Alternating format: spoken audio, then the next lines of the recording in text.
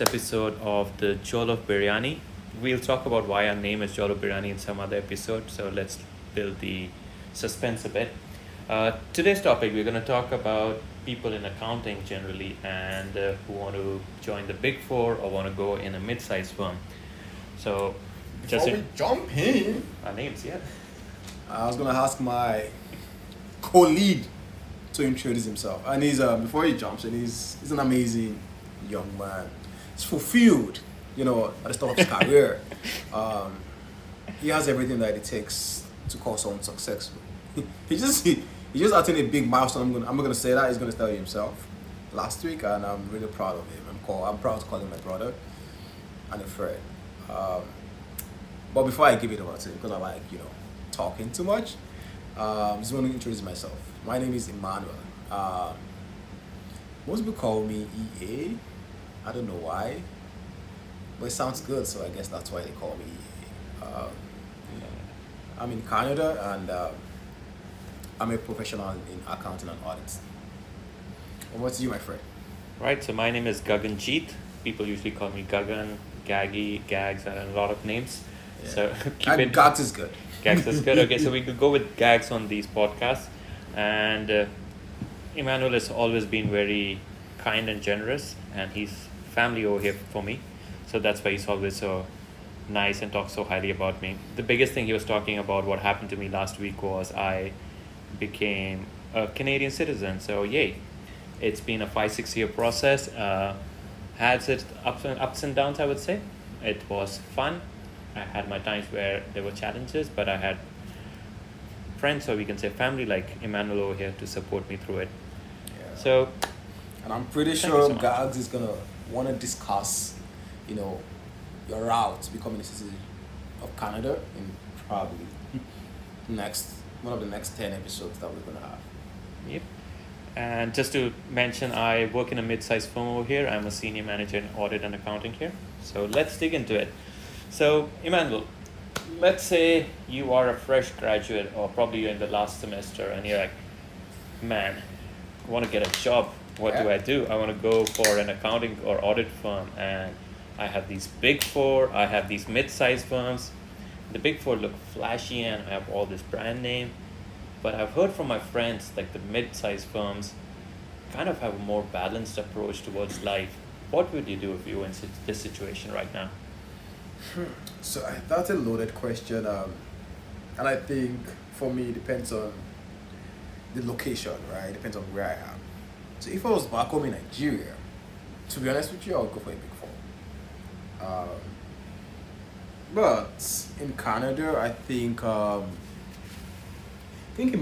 mid-sized firm is actually better, and I would explain why.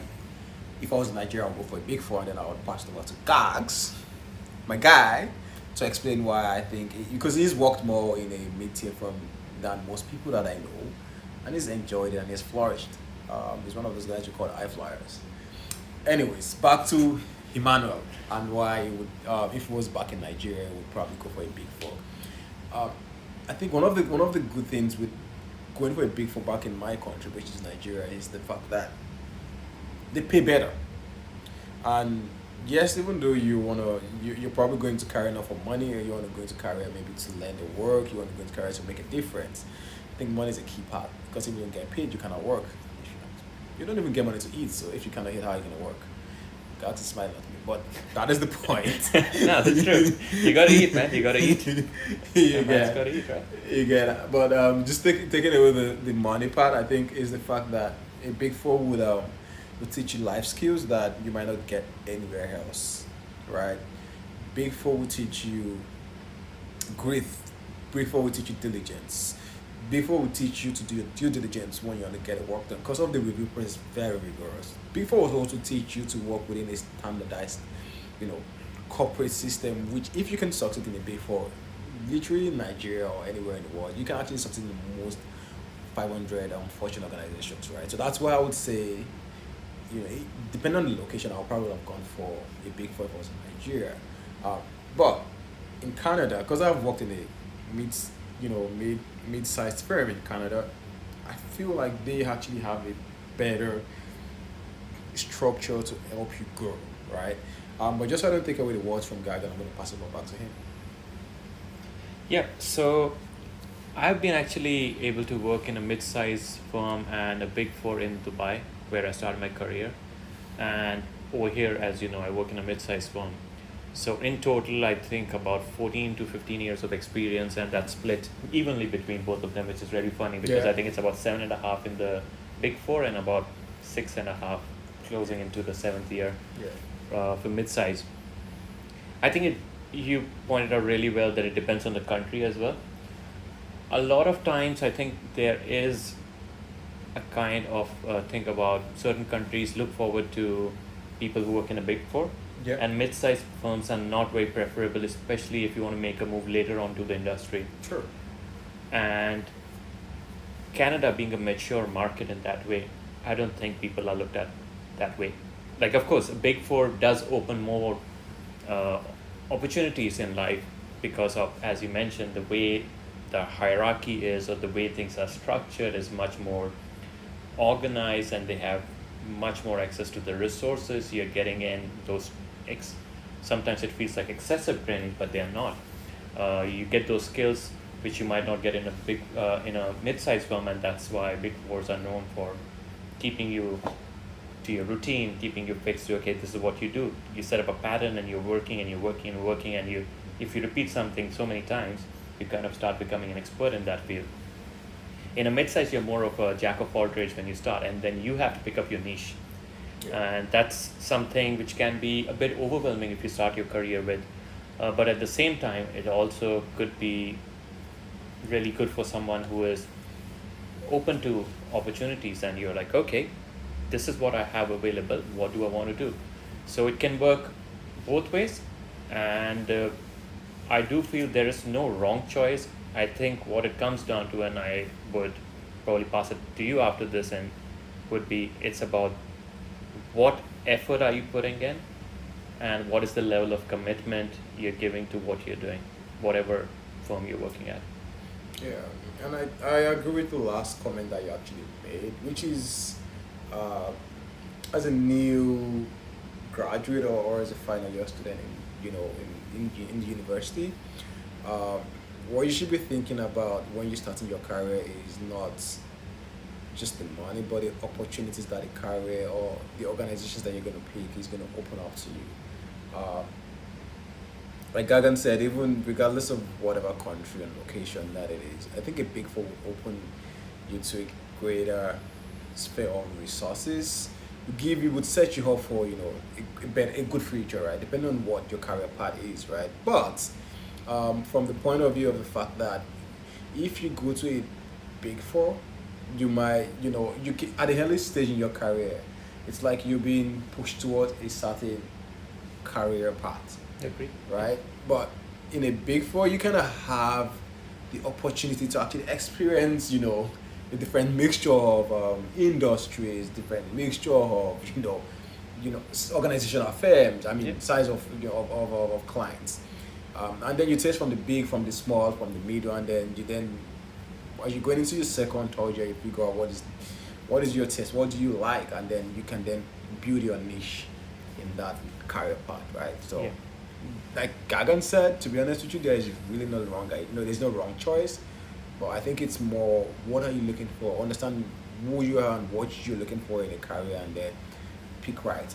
But from one thing people would not tell you is the pressure that comes with working in a big four organization. It can be pretty tight. It can be pretty pressurized, which is where I think a mid-tier firm would be a better choice, because regardless of the stress that comes with busy season, they always figure out a way to balance and give their staff the balance to actually relax a bit and then do the work.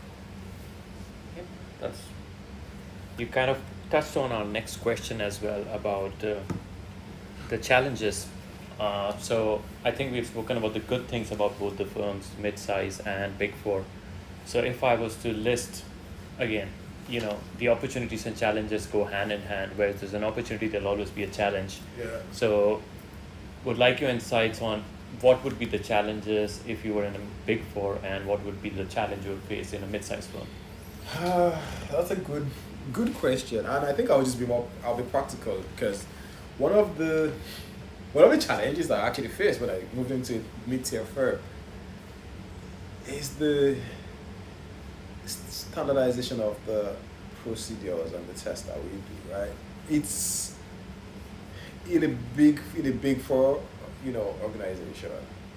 They actually invest a lot of resources in methodology, right?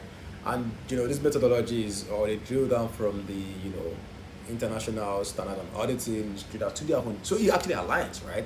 So, and they have tailored the audit procedures to each of the testable components that you're reviewing.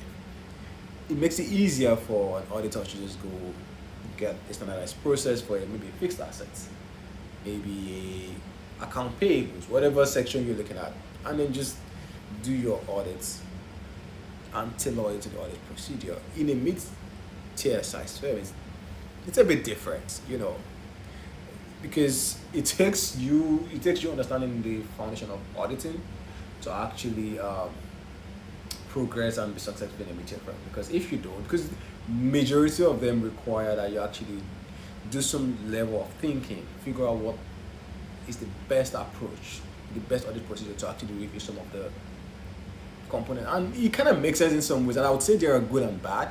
But I think that was one of the challenges I faced, because it's hard, where you come from somewhere that they tell you this is what you should do and you have to follow the guide. It's easier than to somewhere that they are asking you, oh, go and figure out what you need to do.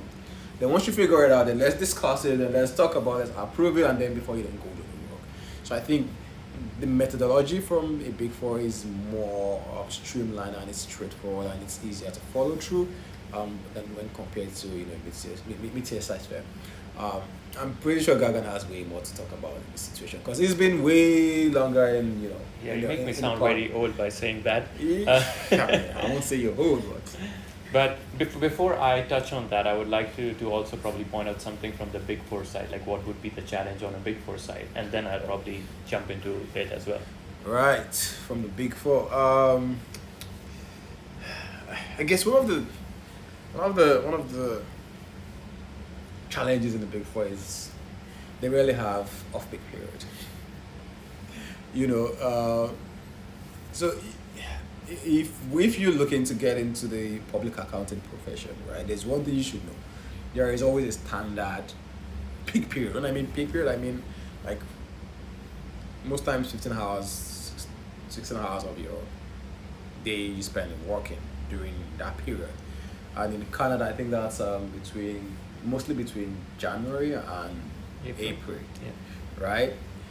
When you're working long hours, and then during summer, is it spring or fall?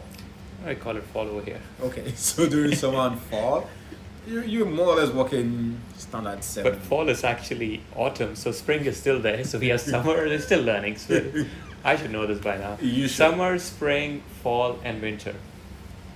Yeah, so during spring and summer, you're doing standard 7.5. It's maximum 8.5 in a mid-tier firm, during the off-peak period. But in a Big Four, there is a high chance you'll still end up doing 11 hours, even during off-peak period. That doesn't give you time to develop yourself. That doesn't give you time to relax. That doesn't give you time to actually have personal hobbies to do, right? But if you are just going into the career, you're a new graduate, to be honest with you, I think that is the time to put in the work. So that should not be a challenge to you. But if you're someone else, if you're a listener that you spend 5 years, 6 years, and you're looking for some sort of career that gives you work-life balance, a mid-tier firm will probably be better. But I think that's one of the things that I, experienced in the big tier firm that I did not experience. I preferred the work-life balance, and it was not just what was work-life and the culture in a mid-tier firm to a Big Four. Yep. Right. So I think my chance to talk about the challenges in both of them, right? Yeah. So I agree with what you said about the mid-tier. I think there's another challenge which we face is, again, it comes very close to the standardization. It's about the resources. So since you are in a smaller firm, comparatively smaller firm, if you're in a mature one, like a mature firm who have been around for a while, who have got their things sorted out and stuff, it's much easier to blend in and it's much easier to take over things. Otherwise, you're kind of creating your work papers, you're creating solutions, I would say is the right term. And that would be in forms of whether it's work papers, whether it's doing your research, whether it's whatever. You don't have a team of 10 people sitting in your standards team. You don't have a team of 20 quality reviewers or whatever. You don't have a team of 15 typists, whatever. I'm just throwing numbers there. So you have to work through all of that, and you're developing those skills, which is again the positive side. But at the same side, it could be a bit tad overwhelming at times, especially if you have a lot to do, and if there are certain delays which come in from certain clients and stuff like that. And when you have more than, let's say, at a senior level or staff level, you have, let's say, 2-3 clients going on, it can be a bit of a challenge. And that is because you're trying to figure out a lot of things, and they are not specifically structured in a way where you can just go and find the solution straightforward, and that requires time. So time is of essence over here, and that's where it could be a challenge in a mid-tier firm. Again, as I said, it depends on the life cycle of the firm and how far in or how mature they are in the market at this moment. Someone who's probably in like 3-4 years will have those challenges. They won't have everything set up, like, let's be honest. So they will take that time and they will invest into it. Eventually they'll get there, but that would be one. In a big four, I think you slightly touched on this as well. Like, you can actually very easily get pushed into one set career path, and if you're not awake, and I'll tell you what I mean by awake about your career, like you fall asleep on your career over there, as you're like, you know what, let me do this for 3-4 years and then let me see what to do. You might get stuck in a cycle.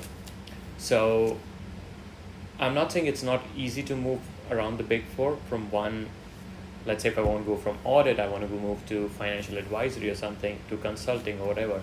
I'm not saying it's not possible, it is possible, but I think it becomes more of a challenge, because the way they train you or the way you learn, it's different. Yeah, you become so focused on those skills that going into a different division can be a challenge at times. And that's a challenge which you will anyway would have faced if you would have moved. But you kind of create that barrier in your mind, like, oh my God, how will I be able to break this mold and step into something else? And that could happen very easily if you, as I said, sleep on your career, like you're not sure of what you want to do for at least a few years, and it's okay. You have to start somewhere. But some people, out of fear that, oh, I don't want to go take a step back, which a lot of us did when we moved to Canada as well. As you said, you need to take that first step. I think that was in the other podcast I heard about you mentioning that. So that is important, but yeah, that would be a challenge which I would feel can come up in a big four. Okay, that sounds good. So guys, one last question before we round off today's episode, right? Knowing everything you know now, if you had a choice, would you go for a big four or would you go for a mid-tier firm? That's a tough question. But I'll just go with my guts here. I will say mid-tier firm. And the only reason being that it gives me more opportunity to grow. It gives me more control over what I want.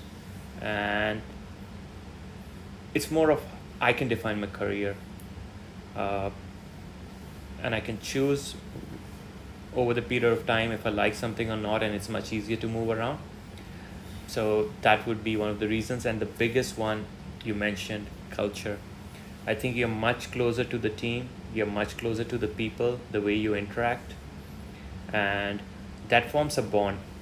I know some people might say, oh, it's a job, I don't want it, it's just a job, I want to earn my money and go back home. But I think you have to understand, like, just like how we live in a society, we live, when you work together, if you're not gelling together, especially in a firm where you're doing audit work or something where you work in teams mostly, if you don't develop some kind of, I wouldn't say attachment, it's not a good word, but if you don't develop some kind of bonding over with the team, it makes your work a bit harder, because you are not able to approach people with from a place of that, hey, I need your help, or can you guide me through this, you'll always take it as a job and you probably won't push it further, like push further. But when you are somewhat invested in it, then knowing those people, it'll be much easier for you to get in touch with them, and people are always ready to help if you ask for it. And I think that's the best part of being in a mid-sized firm. I can say I pretty much know everybody's name in my firm. Like every staff member who comes in our office, I know everybody's name, and they are in different teams. They might be in the tax team, they might be in audit, they might be in anything else. And why do I do that is because I wanted to know what each one of them does, and I can generally talk to them so that they feel like they belong. And I think that's important in today's world. What about you? What would you do? Oh, I don't know. So I think you should get paid by a media firm. You're the perfect ambassador. You asked me what would I do? To be honest with you, it's a very tough question because I think we touched on that during the discussion. The meteor and then the big four, they have their challenges, but they also have their advantages. So it depends on what angle you're looking at them from, right? But thinking about where I am right now and what I would want, I think I would go for a mid-tier. Yeah, I think I would go for a mid-tier. And I think it's because it's like, and I think it's more. It's not just the work; it's the culture. And I think regardless of the work, there should be balance, right? There should be balance between the quality of the work that has been done and the pressure that comes with getting that quality done. But when the balance is skewed towards either the quality or the balance, if it's not an equilibrium, then it's either someone is getting more than they should be getting. It could either be the employer or the employee. So if you cannot find that balance, I mean, at this stage in my career, if I can't get that balance out, it's a no for me. Right. So mid-tier firms will be really happy if they listen to this podcast. Yeah, so, they should come pay us. Yeah, well, I work in the mid-tier firm, so they're still paying me. But yeah, for promotion, maybe separately, yeah. This was not willing promotion, like we didn't plan for it, but it just ended up this way. So yeah, we're actually over a 20-minute mark. So probably time to wrap it up, and maybe we'll think about our next topic and see how it progresses from here. But looking forward to having our next podcast real soon. Yes. See, great, we got this done. Yeah, awesome. All right, guys. All right, guys. Bye.